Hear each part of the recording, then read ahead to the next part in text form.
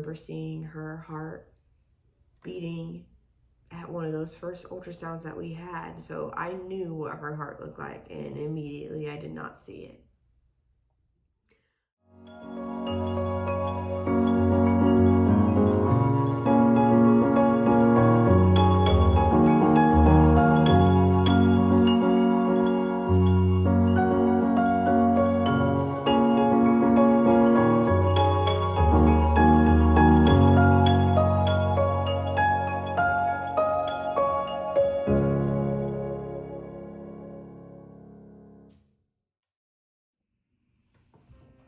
Hey y'all, welcome back to my channel, or if you're new here, welcome. I want to start off by saying if you're here because you were searching for something like this, because this is something you're going through, I'm so sorry. I'm so sorry that you're here, but reach out to me if you need anything. I'm here. This is a horrible situation that I wish I didn't have in common with anybody, but a lot of the girls that made videos on here helped me without even knowing, and so I want to put my story out there and possibly help some of y'all. So please reach out if you need to. So this is going to be part 2 to my story leading up to my stillbirth at 33 weeks with my daughter Magnolia. Part 1 was her pregnancy, the complications that we had during her pregnancy, all the way leading up into the hospital visit where we did not find her heartbeat. So if you want to know about all of that, go back and watch that. It's on my channel. So this is going to be my stillbirth leading up to an unmedicated birth center birth. This is going to be about the whole visit at the hospital and those like almost 2 days, a day in between her birth, and what happened during that time. I do have some notes, so I'm going to be looking down. So Friday, March 18th, hold on, I need my phone because I have text messages. Okay, so Friday, March 18th, at 11:07 p.m., I texted my OB that I had just gotten that week. I said, "It is so late and I don't know if you're up, but I haven't felt her do any major kicks today, really. Only a few, some rolling and pressure." So that's not normal. I knew that wasn't normal, but I don't know, I think I was in denial and I was hoping that those were just movements. So if that's all you're feeling, please go to the doctor and to the ER and get checked out, please. So then I said, I tried to find her heart with the Doppler, but mine is not very good and I don't know if I'm picking up mine. I don't know where I need to go in the emergency room, ? So I think I mentioned that in the video before. I did not get a response to that, and we immediately left to go to the nearest Memorial Hermann. And then once we got there, we waited about 5 to 10 minutes in the ER room. They got me a wheelchair, and then they pulled me back to like right behind the ER doors, and they asked me a ton of questions, like just normal basic questions, but previous pregnancies, previous birth stories. Corbin just woke up, so I'll get back. Okay, so hopefully he stays in there, but there might be some more interruptions since he's awake now, but I have to get this video done. Okay, so she was getting all the information, which I was sitting there wondering, like, why are we doing all of this? Can you not just take me up there and check, please? Like, this could be life or death. That's what I'm thinking. So we finally get up there, and she there's a nurse there. She lays me down on the bed. She asked me to pee. She asked me to change my clothes. And I was like, no, can you just please check her heartbeat? And we can worry about all of that later. Again, taking more and more time when it could just be done. So I was very frustrated about that. So she used like the heart monitor that you would use when you're giving birth, the one that's connected by the band. And she could not find her heartbeat at all. She was hearing some things, and she was just being very like, I don't know, she wasn't really giving off anything, but I could tell that something wasn't right. So she was like, let me go get the doctor and see if he can find the heartbeat. She was like, I'm getting something, but I'm not sure if that is the baby's.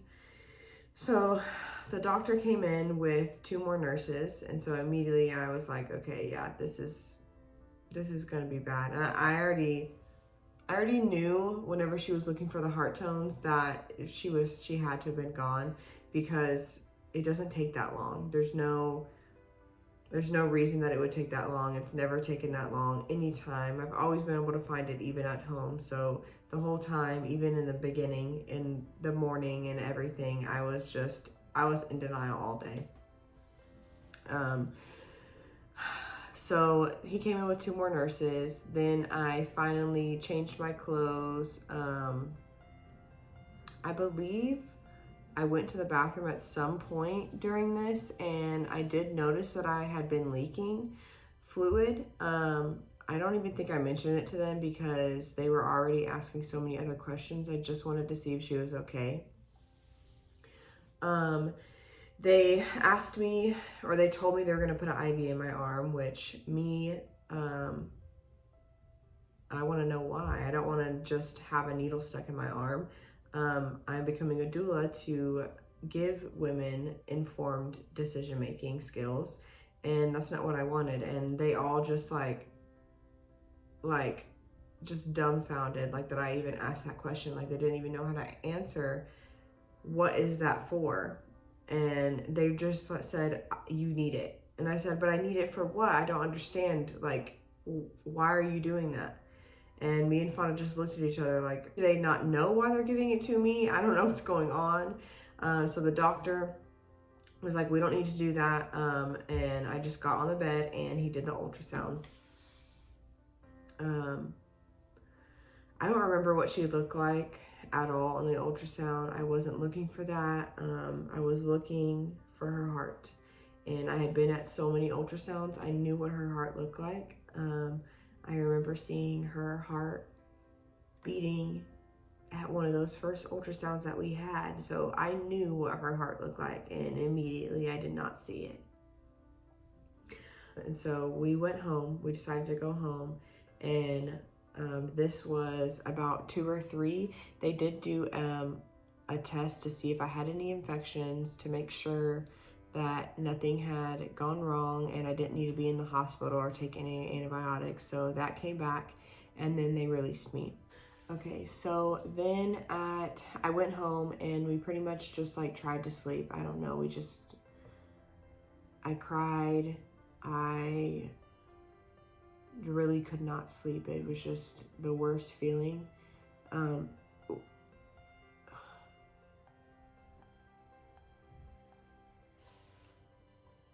I couldn't sleep because every time I would roll over, every time I would turn around, it just felt like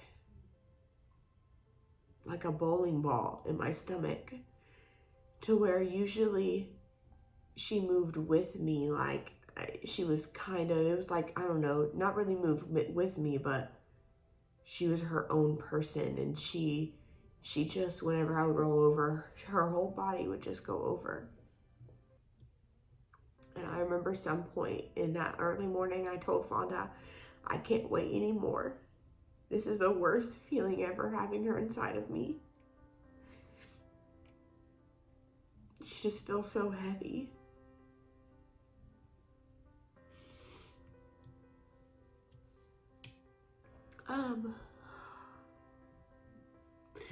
So I told him we are not waiting that long. I didn't know how long I wanted to wait, but I knew that by the end of that day, I wanted to be induced or done whatever, because it was just torturous. So at like 5 a.m., the OB texted me back and she said, "So sorry I missed this. Are you okay?" I guess I was sleeping during that time. I don't know. I may not have even just wanted to respond to her yet. And at about 7:45 Saturday morning, I texted her and I said, "I'm trying to sleep right now, but no, we lost her. I don't know what happened." And she replied pretty much immediately and said, "Oh no, I'm so sorry. Get some sleep. I'll check on you later." So I was talking to Fawn about everything, and I was looking up the hospital, and because of COVID, I don't know if they would have like been lenient and let people, but we wanted our whole family to be able to meet her and to be able to hold her. And Corbin was still 1 year old at the time, and they had to be 2 or older. So he wouldn't have even been able to go up there, and I could not deal with not being able to see them together. I've imagined so much of them growing up together. And so I had to have him there. So I texted my midwife and at almost 9 a.m. and I told her, we lost her yesterday. We're at home now. They want me to call by Monday to be induced. I think I'm leaking water. I don't know what to do. Everything was perfectly fine Thursday, and then yesterday I just noticed decreased movement. Because in the first video, I mentioned that we had just had an ultrasound that Thursday, and she was perfect, heart rate perfect, nothing was wrong. She was even doing practiced swallows and sucking.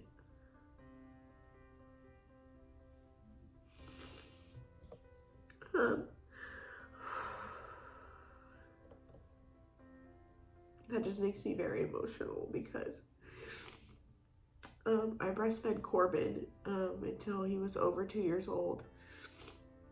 But it was so hard for the first like 4 or 5 months. So difficult. I wanted to give up every day. But I didn't, and I exclusively breastfed him, and I felt way more prepared for this journey. And so I was so excited whenever I seen her doing that, like knowing that even if she was born early, she kind of already knew what she was doing. And that I just got excited about breastfeeding her that day when I seen that.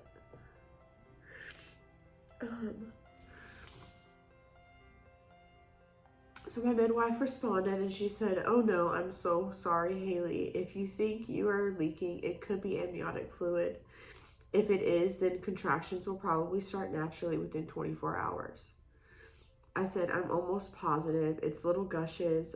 It started last night. I don't even want to do this at a hospital and have all the strangers around me." So that was one reason why I didn't want to do it in the hospital to begin with. We were planning a home birth and then had to switch to a hospital birth because of her complications. And I didn't want all these strangers around me in this time. It's like so precious, the only time I'm going to have with her. And I didn't want all that. I didn't want to have to fight for things that I wanted in the hospital setting. I just wanted it the way that I wanted it. She asked me what time it started leaking, and I told her around midnight at the hospital I noticed it. And it was happening pretty much all day, back and forth. Not a ton, but I know I wasn't peeing on myself. I know it had to have been water.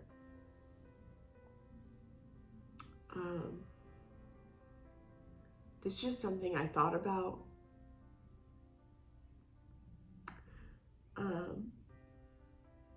Whenever I lost Parker, I think in the last video I posted a little picture in there of me in the hospital. That was my ectopic pregnancy. I was wearing these green leggings. And on the way to the hospital to check out Maggie, I noticed that I was wearing those same leggings. Hey, so it's the next day, and as I was editing, I went to put in a picture of these pants. These are the pants that I wore whenever I lost both of them. And I noticed something else. The next two pictures are the only pictures that I have of Parker alive. And in them I'm wearing a Mickey Mouse t-shirt. The last picture that I have is a picture right after I gave birth to Maggie, and I'm wearing the same Mickey Mouse shirt. So there were two other coincidences that happened with Maggie and Parker. While I was editing the first video, I realized that the day that I found out I was pregnant with Maggie, I would have been 33 weeks pregnant with Parker, and that is whenever I lost Maggie. The next thing was on the way to the ultrasound with Maggie, I noticed that it was February 12th, which was the day that we lost Parker. So those are just two strange, not really coincidences, I don't think. I think that it's God showing me the connections that all of my children have. But I really just wanted to share that with y'all. So let's get back to the video.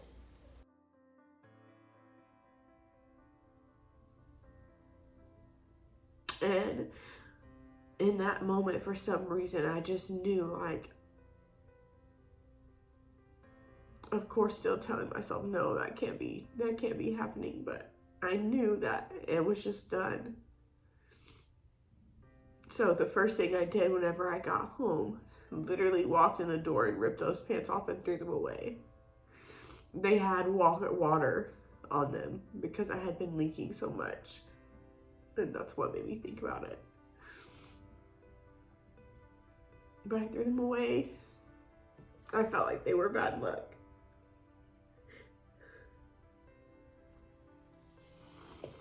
Okay. Anyways, to continue. So she texted me back and she told me that she was in San Antonio. Unfortunately, she had a loss in her family, and that memorial service was going to be around 10 a.m. But she was planning on coming back tonight. She asked me if I had had any contractions yet. I said I was so sorry for her loss.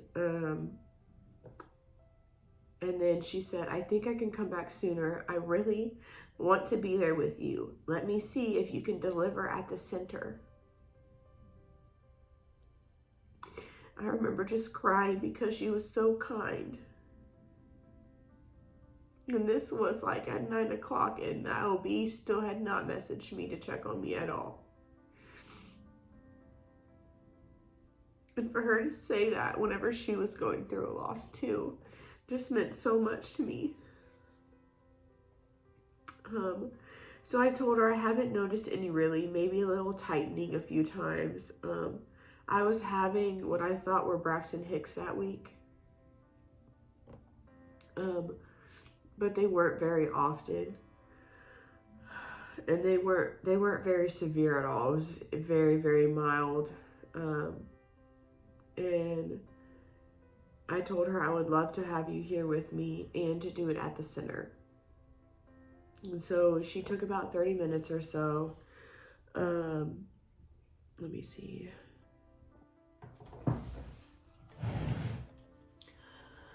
Okay, so after that conversation, I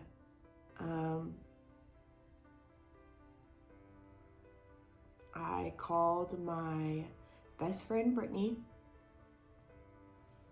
I knew I needed to look for a funeral home, and she was pretty much the first person I told besides my family. My mom told my grandparents and everything, so I didn't have to do that. She went through the same thing that I went through, but about 7 years before that. So I called to ask her about planning things like that, and I don't even remember how I told her. I could have texted her. I really don't remember. I think she called me.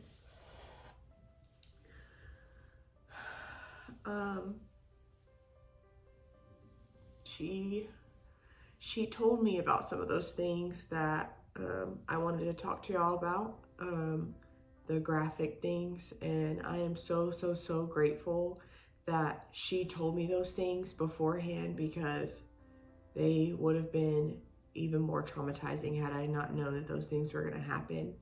That's why I want to make a video about it, because I think that other people should be aware of it, and not just people that are going through it currently, but just all women, because you never know when something like this is going to happen. Like, I didn't expect this to happen at 33 weeks whenever she was so close to being here. And so I think that we need to be taught these things. We need to be prepared, and we need to know that they happen. So I'm so thankful that she told me those things. She did help me to try to find a funeral home and cemetery. And she was just there for me.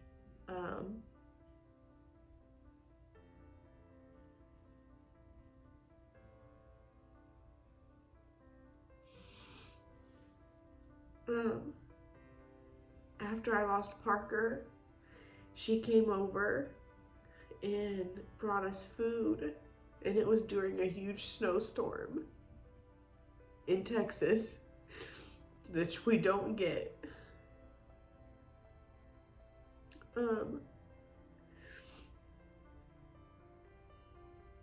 And she just kept us company and everything.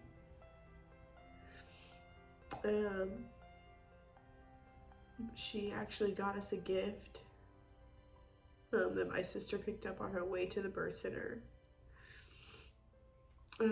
This bee right here, actually, it's a little stuffed bee.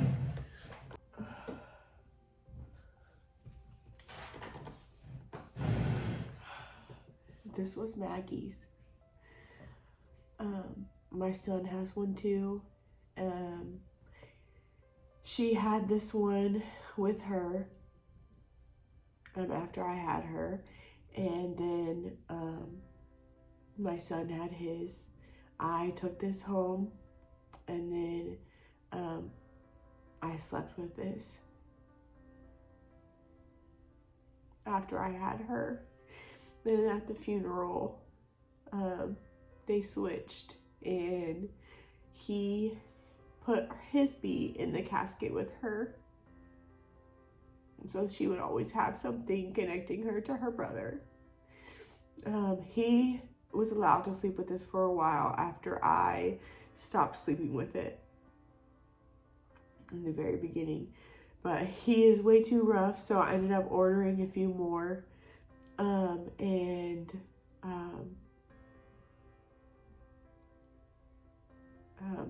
My nephew has one because he really wanted a Maggie bee. He was so excited. I am going to try and sell some of these in Maggie's name. I'm going to have tags made that have websites related to stillbirth and her cause of the stillbirth, to get a cuddle cot, which is something that keeps the babies cold so you can have more time with them. We didn't have very much time with Maggie because I was not aware of those things, and we decided to have her at a birth center.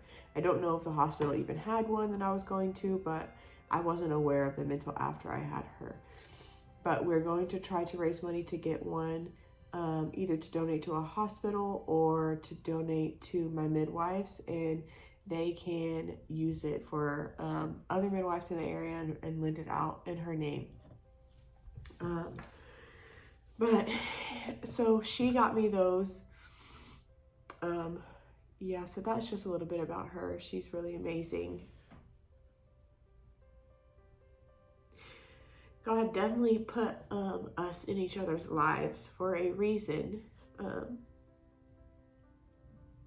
So after that, let's get back to the story. After that,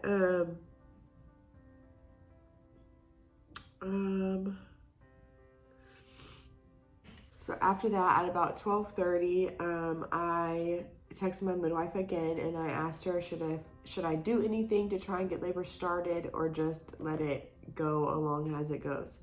She told me I could try pumping for 15 minutes, and then she asked me if I had a particular funeral home I wanted to use. She told me she was planning on leaving at 2 p.m. early for me, and she should be at the birth center around 5 or 6. So I had not yet looked into them. I talked to my friend about them a little bit, but I did look a little bit more that day, and I told her that. I told her I was going to try to take a little nap. I took a while to respond because I was running on like an hour of sleep. I obviously could not sleep at all, and I knew I was about to give birth. So that was going to take a while, and I needed to try and have some sort of energy.